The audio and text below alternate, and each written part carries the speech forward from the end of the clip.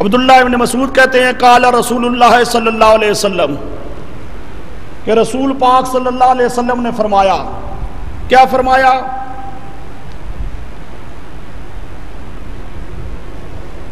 لا یزال المیت یسمع الاذان، ہمیشہ میت اذان سنتا رہتا ہے۔ سمجھے؟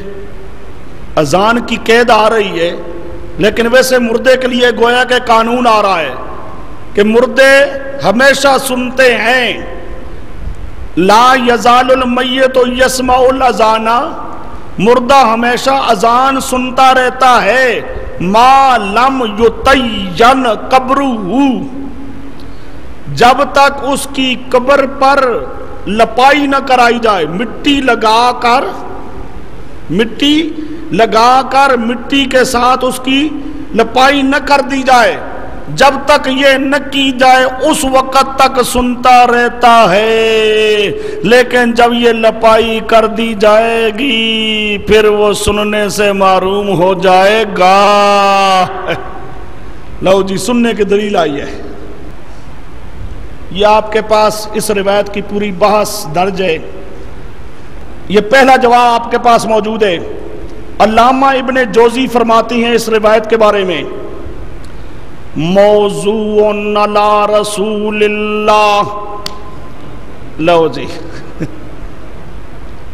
ایک تو ہوتا نا ضعیف ہو، ضعیف نہیں، کیا موضوع علی رسول اللہ، یہ رسول اللہ کے ذمہ جھوٹ بنا کر لگایا گیا ہے، تراشی گئی ہے۔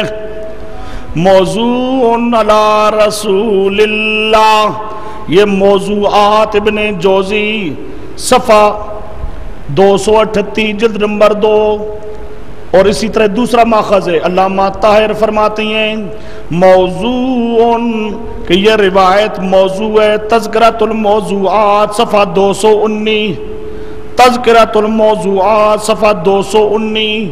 حافظ ابن حجر فرماتی ہیں اسنادہ باطل، اس کی سند باطل ہے، اس کی سند باطل ہے۔ صفحہ 132، یہ صحیح کر لو، صفحہ 132 جلد نمبر 2، صفحہ 132 جلد نمبر 2۔ لو جی،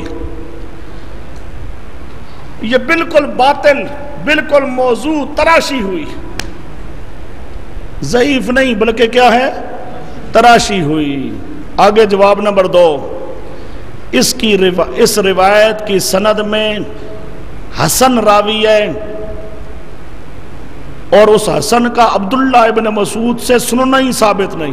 لو، عبداللہ ابن مسعود سے روایت کرتا ہے حسن، اور اس حسن کا حضرت عبداللہ ابن مسعود سے ملنا، سمجھو، ملنا، ان سے کوئی بات سننا، ثابت ہی کوئی نہیں، ثابت ہی، تو یہ روایت ثابت ہو سکتی۔ دیکھو یہ دوسرا جواب، اما الحسن فإنه لم يسمع من ابن مسعود، یہ موضوعات ابن جوزی صفحہ 238 جلد نمبر 2، تنزیہ الشریعہ صفحہ 363 جلد نمبر 2۔ آگے تیسرا جواب، جواب نمبر 3، اس روایت میں ایک راوی ہے، کون؟ کثیر ابن شنزیرو، کثیر ابن شنزیرو، جس کے بارے میں امام یحییٰ ابن معین فرماتی ہیں لیسا بے شیئن، ککھ نہیں رکھے، لیسا بے شیء۔ موضوعات ابن جوزی، یہی موضوعات، لیسا بے شیء، لیسا بے شیء، ککھ نہیں بالکل، یہ موضوعات ابن جوزی صفحہ 238، صفحہ 238 جلد 2۔ آگے جواب نمبر، یا چلو 3 ہی میں، اس روایت میں ایک اور راوی ہے ابو مقاتل، جس کے بارے میں امام عبد الرحمن ابن مہدی فرماتے ہیں واللہ لا تحل الروایت منہ، یہ ایسا راوی ہے واللہ، سنو واللہ، عبد الرحمن ابن مہدی فرماتے ہیں اللہ کی قسم ہے اس سے روایت کرنا حلال ہی نہیں، جائز ہی نہیں، یہ ایسا گیا گزرا راوی ہے کہ اس کی روایت کرنا جائز ہے ہی نہیں۔ لا تحل الروایت منہ، موضوعات ابن جوزی صفحہ 238 جلد نمبر 2، صفحہ صحیح کر لو۔ آگے اس روایت میں ایک اور راوی ہے محمد ابن قاسم تالقانی، محمد ابن قاسم، ہاں ماشاءاللہ، وہ سمجھے وہ حسن تھا، اس نے سنا کوئی نہیں۔ کثیر ابن شنزیر وہ لیسا بشیت، مقاتل وہ لا تحل الروایہ۔ اب تیسرا آ گیا محمد ابن قاسم تالقانی، کانا یضع الحدیث، لو کانا یضع الحدیث، یہ راوی ایسا ہے جو حدیثیں گھڑا کرتا تھا، حدیثیں گھڑا کرتا تھا، وہ سمجھے۔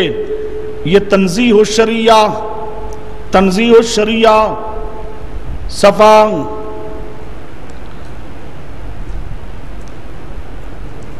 یہ صفحہ اور ہے، صفحہ 112 جلد نمبر 2۔